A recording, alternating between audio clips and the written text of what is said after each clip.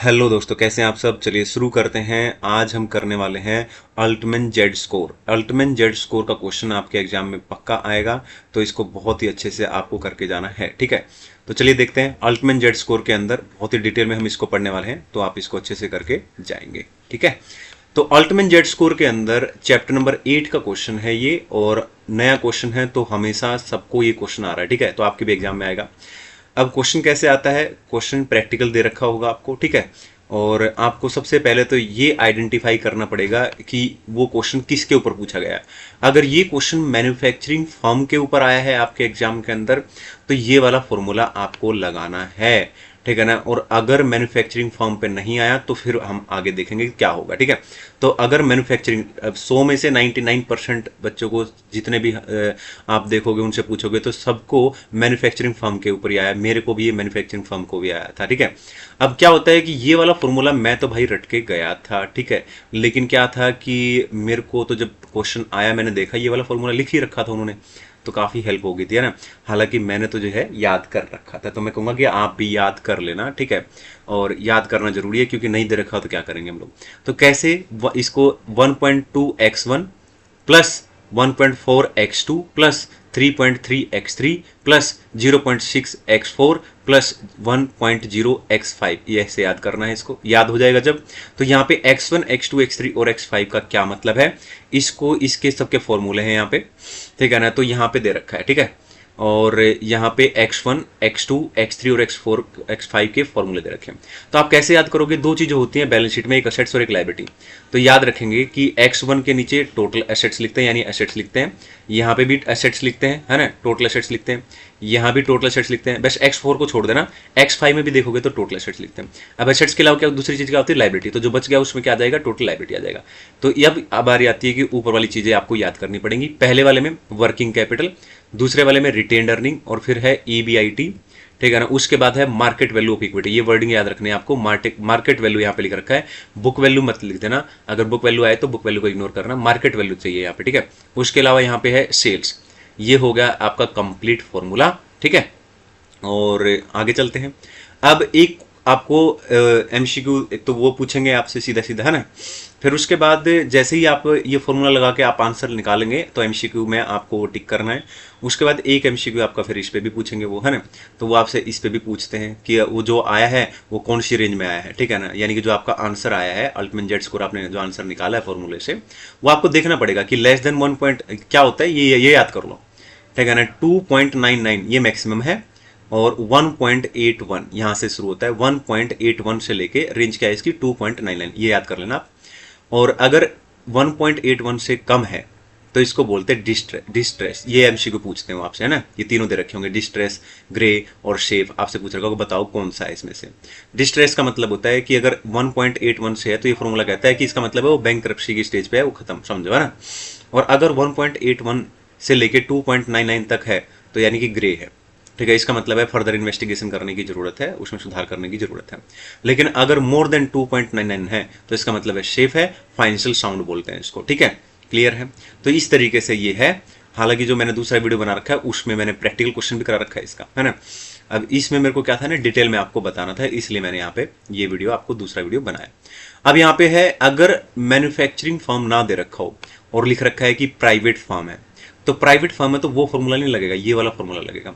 एक बात कॉमन रहेगी, वहां पे भी x1 x2 x3 x4 x5 था, यहाँ पे भी x1 x2 x3 और x5 है। लेकिन जो आगे लिख रखा था ना यहाँ पे 1.2 1.4, वो सब चेंज हो जाएगा।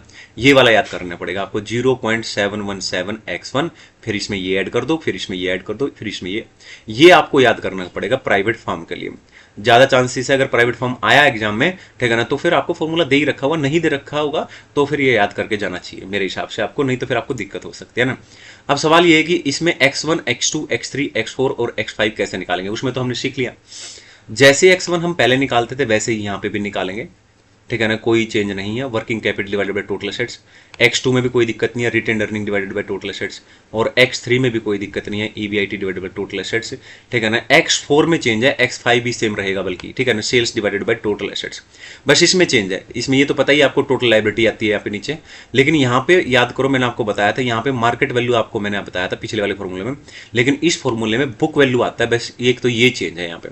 ठीक है ना। एक तो ये निकाल याद रखना कि x4 निकालने में चेंज है और ये सारे चेंजेज है ना, और x1 x2 x3 4 x5 वो सब ठीक है, कॉमन है। अब एक और आपको चीज जो ध्यान रखनी है यहाँ पे वो ये है, वहां पे था वन, इसकी जगह पे वहां पे क्या था 1.81 था, ठीक है ना, और उसकी जगह पे यहाँ पे आ गया 1.23, ठीक है, से लेके ये सेम है, ये 2.99 वहां पे भी था, यहाँ पे भी है, लेकिन ये चेंज हो गया है। तो याद रखना ये यहाँ पे वही चीज रहेंगी, डिस्ट्रेस, ग्रे और सेफ और बैंक्रप्सी, ठीक है ना, फर्दर इन्वेस्टिगेशन, फाइनेंशियल साउंड, इसमें सब कुछ वही रहेगा, लेकिन ये बदल गया। अगर 1.23 से अगर कम है तो डिस्ट्रेस हो जाएगा, और इसके रेंज में तो ग्रे हो जाएगा, अगर इससे ज़्यादा तो सेफ। बस ये आपको याद रखना है कि ये इसमें चेंज हो गया है ना।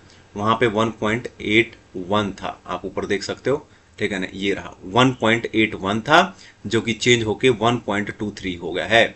अब आगे चलते हैं। तो दो चीजें हमने पढ़ ली है, मैन्युफैक्चरिंग फर्म और प्राइवेट फर्म।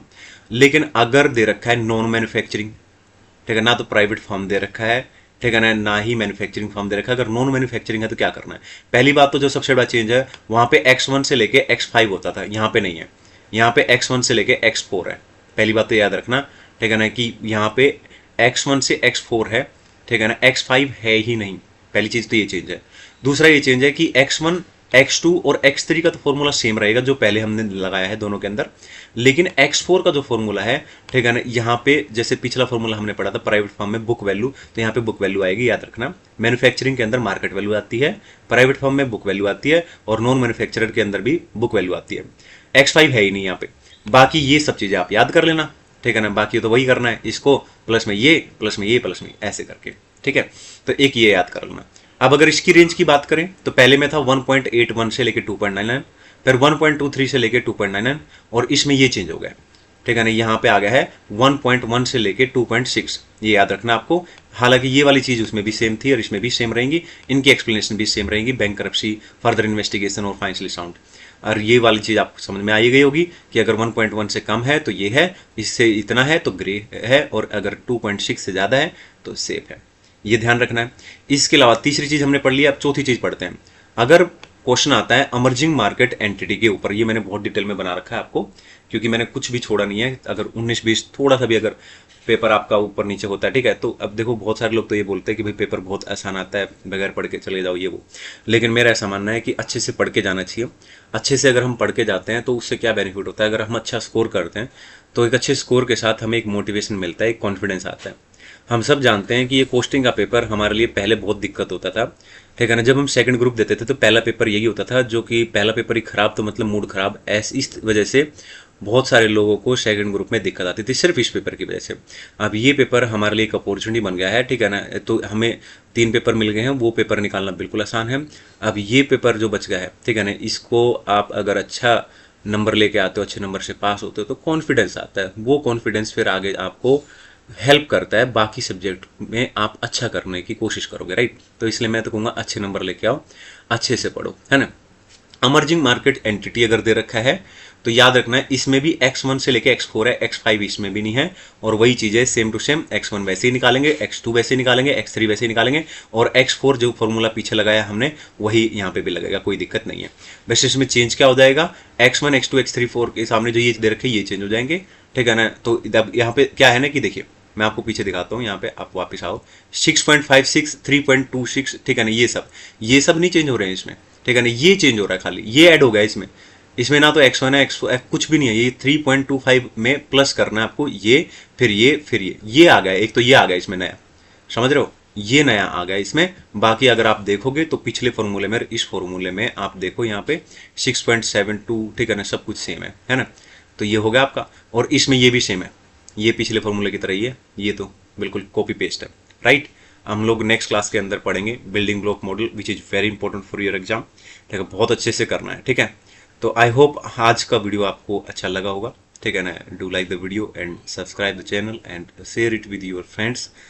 आई होप आपको ये चीज़ें समझ में आई होंगी, ठीक है, और कीप वॉचिंग, कंटिन्यू मैं वीडियो बनाता रहूँगा, ठीक है। इन्फॉर्मेशन जो भी अच्छी लगेगी मुझे लगता है कि हम सबको एक दूसरे के साथ शेयर करनी चाहिए, या मैं अगर कोई अच्छे नोट्स बनाता हूँ, चाहे कोई भी, मेरा सेकंड ग्रुप रहता है, फर्स्ट ग्रुप मेरा क्लियर है, तो मुझे लगता है कि अगर सेकंड ग्रुप, ठीक है ना, मैं दे रहा हूँ, तो मुझे लगता है कि अगर आईडीटी के अच्छे नोट्स बनाए हैं तो मैं आपके साथ शेयर करूँगा, डीडी के अच्छे नोट्स बना लिए हैं, तो अगर आपको वो हेल्प कर सकते हो तो मैं उनको शेयर करूंगा आपके साथ, ठीक है। तो ये चीज़ें बहुत बेनिफिशियल होती है, ठीक है। तो इसलिए मैं बोल रहा हूँ आप चैनल को सब्सक्राइब कर लें ताकि नोटिफिकेशन आप तक पहुंचे। Thank you so much.